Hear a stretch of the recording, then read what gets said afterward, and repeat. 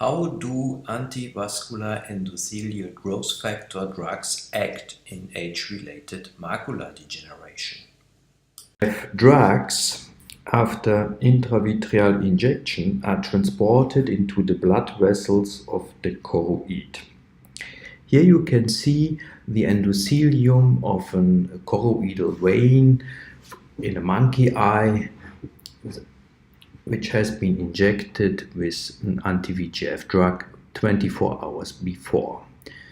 In the endothelium, you can see many caveolae which transport the drug into the vessel lumen. In the vessel lumen, you can see that directly at the vessel wall, fibrin molecules are formed. These fibrin molecules can be detected without any doubt by its typical ultrastructure. Here you can see an overview of the choroidal vein. You have the endothelium, you have many red blood cells, and in the center you can clearly detect high amounts of fibrin molecules. Here you have choroidal melanocytes, another smaller capillary. Here is the choriocapillaris, and finally we have the retinal pigment epithelium. That these fibrin molecules are formed after intravitreal drug application is not very surprising, because any change of the serum composition induce fibrin formation. This has already been detected by Rudolf Virchow 150 years ago.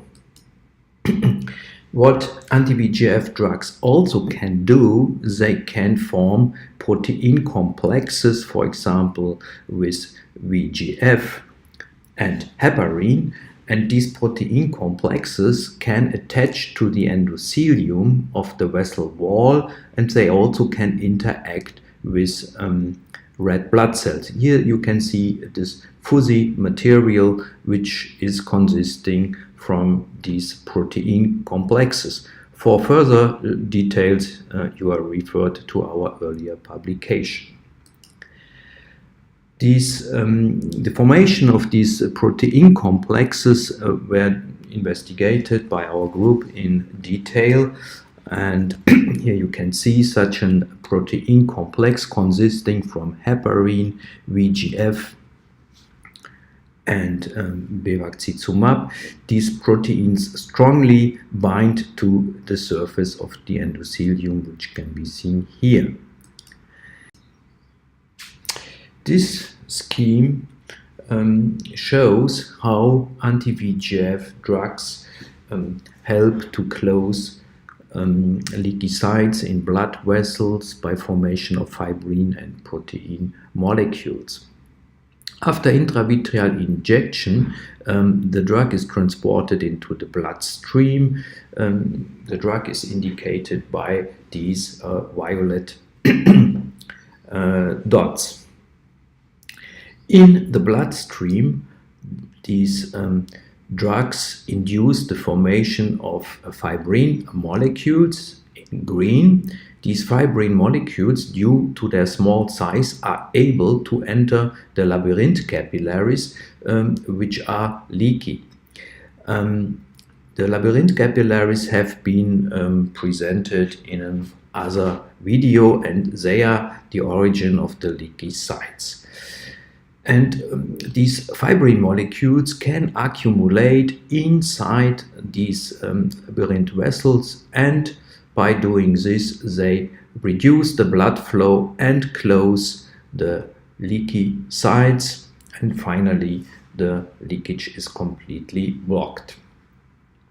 In addition, some of the anti-VEGF drugs can induce protein complexes, here shown by these yellow spots, and also these protein complexes, due to their small size, can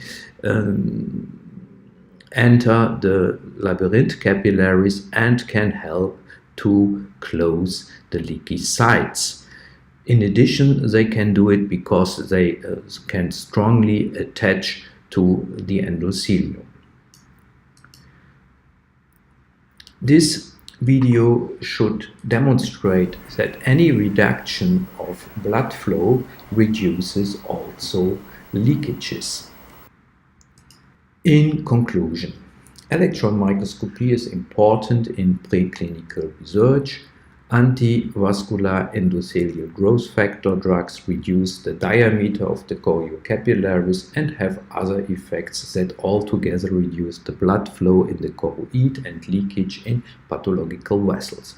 But there are differences between individual drugs. For further details, you are referred to some of our earlier papers. Thank you very much for attention.